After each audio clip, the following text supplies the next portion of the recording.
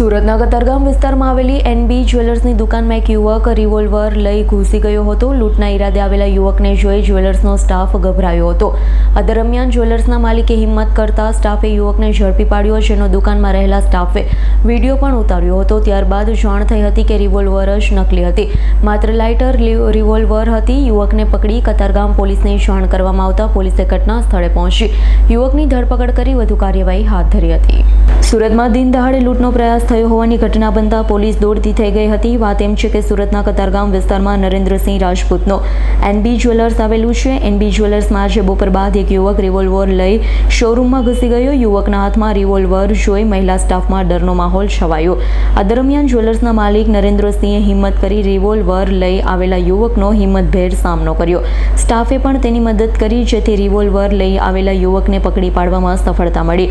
યુવકને પકડીને તેના હાથ બાંધી દેવામાં આવ્યા અને આ અંગે કતારગામ પોલીસને જાણ કરાઈ. ઘટનાની જાણ થતાં કતારગામ પોલીસનો કાફલો ઘટના સ્થળ પર દોડી ગયો. યુવક પાસે રહેલી રિવોલ્વરની તપાસ કરતા એ લાઇટર હોય તેવું સામે આવ્યું છે. યુવક 19 વર્ષીય વિક્રમ દાનાભાઈ કાંગડ હોવાનું જણાવ્યું છે.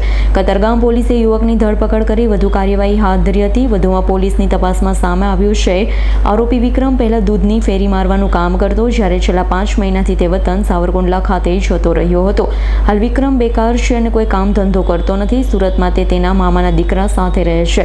જ્વેલર્સની નજીકમાં જ રહેતો હોવાથી 2 દિવસ પહેલા તેણે જ્વેલર્સના શોરૂમ પર જઈ એક સોનાનો હાર બુક કરાવ્યો, જેની આજે તે ડિલિવરી લેવા પહોંચ્યો. તેના રૂપિયા ન આપવા પડે તે માટે તેણે આ કારસ્તાન કર્યું હોવાની શક્યતા છે. મારું નામ નરેન્દ્ર રાજપૂત છે. મારું એનબી જ્વેલર્સ સોનાની ચાંદીની દુકાન છે, બાપા સીતારામ ચોકડી પાસે આવી ને આજે બપોરે 2:30 વાગે મારે ત્યાં એક ચોર આવ્યો 3 તોલાનું સેટ જોવા માટે. મારા સ્ટાફે એને સેટ બતાવ્યું, પછી બધું બિલ બની ગયું. છેલ્લે એને બેગમાંથી ગન કાઢીને બતાવી કે જે બી માલ છે બધું એની અંદર મૂકી દો. પછી અમારા સ્ટાફે ને અમે લોકો એને પકડી પાડ્યું. એ ભાગવાનું કોશિશ કરી, પછી અમે પકડી પાડ્યું ને પોલીસને ફોન કરી. અમે પોલીસ આવીને એને લઈ ગઈ.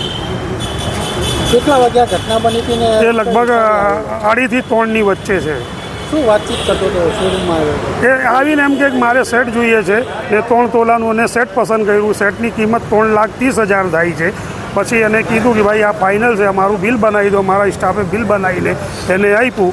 પછી એને બેગમાંથી બધાને એમ હતું કે પૈસા કાઢે છે, પણ બેગમાંથી એને ગન કાઢી ને ગન કાઢીને મારા સ્ટાફ પર બતાવી. પછી મારે ત્યાં પેલા વોચમેન કાકા છે, એમને જે છે ને થોડુંક મૂર્તિ બતાવીને એને ઝડપીને પકડી લીધું ને પકડીને પછી પોલીસને બોલાવીને આપી દીધું. Bureau report S9 news Surat. અમારી તમામ માહિતીથી અપડેટ રહેવા માટે જોડાયેલા રહો S9 ન્યૂઝ સાથે.